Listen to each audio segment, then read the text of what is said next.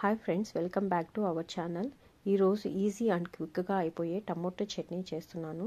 దానికి ముందుగా కడాయి పొయ్యి మీద పెట్టుకొని అది హీట్ అయిన తర్వాత ఇప్పుడు 3 to 4 స్పూన్స్ ఆయిల్ వేసుకోవాలి. ఇప్పుడు 1/2 టేబుల్ స్పూన్ ఆవాలు వేసుకోవాలి. ఇప్పుడు 1/2 టేబుల్ స్పూన్ జీలకర్ర వేసుకోవాలి. 1/2 టేబుల్ స్పూన్ ధనియాలు వేసుకోవాలి. ఇవి బాగా ఫ్రై అయిన తర్వాత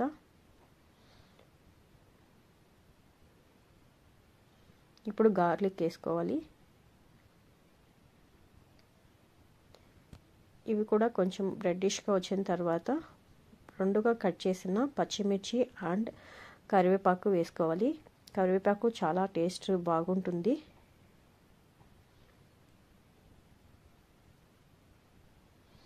ఇప్పుడు సన్నగా కట్ చేసిన ఆనియన్ వేసుకోవాలి. ఇందులో 1/2 టేబుల్ స్పూన్ పసుపు వేసుకోవాలి.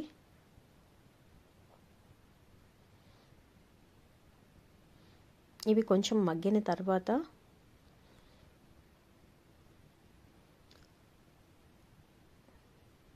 ఒక 4 టమాటోస్ సన్నగా కట్ చేసుకొని ఇందులో వేసుకోవాలి.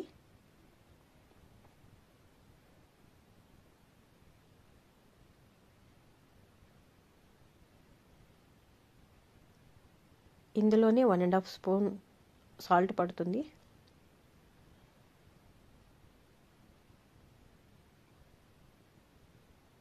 నాకు ఇంతే సరిపోయింది. ఈ క్వాంటిటీకి 1.5 టేబుల్ స్పూన్ సాల్ట్.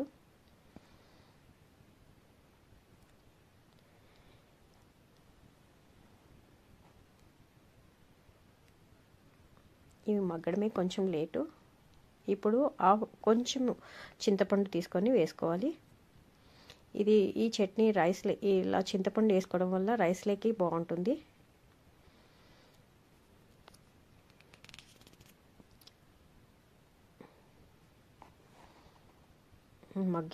మగ్గుతుందండి. అప్పుడప్పుడు కలుపుకుంటూ ఉండాలి.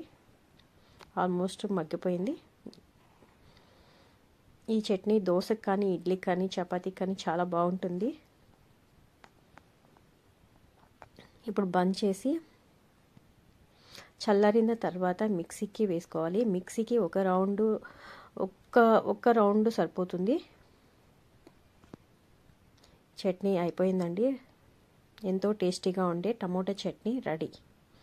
Thank you for watching.